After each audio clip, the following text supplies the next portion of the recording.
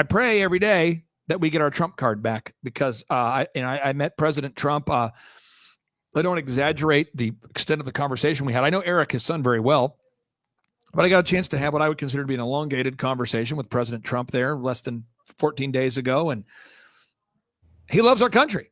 I mean, this just in, he loves our country, and he's the real deal. And even though it was a smaller gathering, and we were talking, he's not fake. He's a real deal. He loves our country.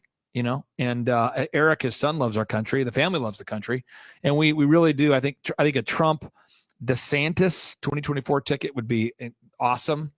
I also like the idea of a Trump Noam ticket.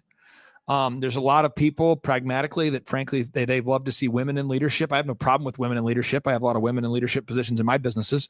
In fact, most of our managers are women in my businesses. That's great. But I could see I could see a Trump Noam ticket. I could see a Trump DeSantis. Those are people that were pretty strong against the lockdowns, quarantines, curfews, et cetera. But we want to see a continuity of Make America First thought.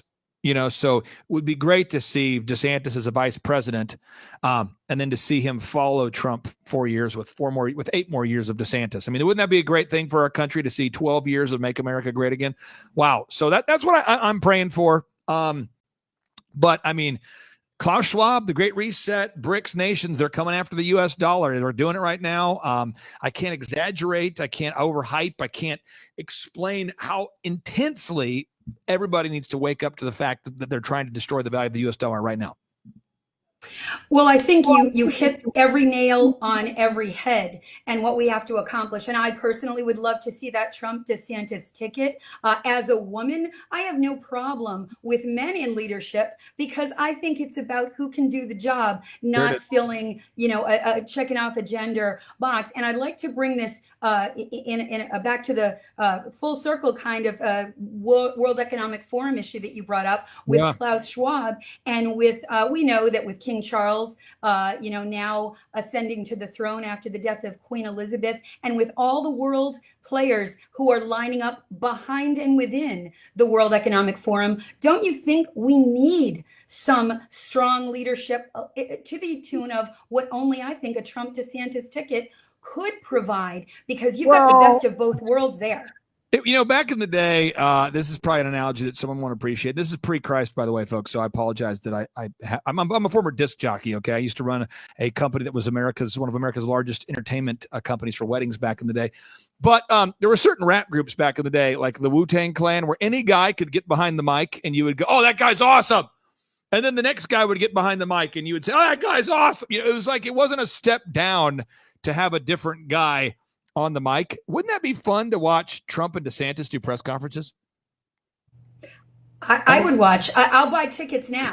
I mean, wouldn't that just be fun to see? I mean, Trump could, do very well during any type of press conference he's doing. But wouldn't it be fun to have him pass the mic over and say, "Hey, Ron, can you talk to these people for a minute?" Because Ron has gotten very skilled at dealing with reporters. So has Kari Lake. And I dealt with this with the Reawaken America tour, recently. We do these events trying to save the country. That's the purpose of it. And the mainstream media had a mainstream media person actually asked me, this is a real thing. And again, this is a tee-up question. They say to me, "Sir, as a known white Christian nationalist, why do you support white Christian nationalism?" That's the question. So I had to, learn from Kari Lake, learn from Ron DeSantis, learn from Trump. And I had to tell the reporter, let's break down your question. Let's go part by part. You said three descriptive, three words. Let's do first one. Why am I white? I think it's because I was born that way. That would be my first answer. I mean, maybe I got side enough, made some melatonin issue. I don't know, and the reporter kind of giggled and they were like, "Well, sir, why are you a nationalist?" And I'm like, "Well, because I'm not a globalist." And they're like, "Well, why are you a Christian?" Because I believe in Jesus Christ as my Lord and Savior. And it was just, but that's the sort of stuff that you have to be to a level of emotional fortitude that, because what they try to do, the mainstream media, the strategy they have is to attack the character of a person, so they never have to discuss the validity of the content. So it's the reverse of what Martin Luther King Jr.'s hope was for America. He hoped that people would be judged based on the content of their character, not the color of their skin. And these folks want to focus exclusively on the way they look or where they're from, or if they're a man or a woman or white or black or gay or not. And that's what they want to focus on. So again, I'd love to see DeSantis